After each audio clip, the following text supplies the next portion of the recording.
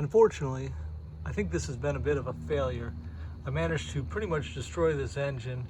I went from having it basically in this state with a pulley on it and running, and then switching over to that direct drive coupler, which over tightened itself and jammed everything up in the front of the engine, and basically trying to undo that further destroyed the engine.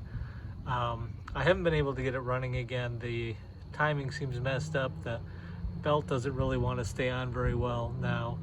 I can get it to pop a little bit, but yeah, I've kind of messed this up. So I think I'm gonna maybe take this in another direction.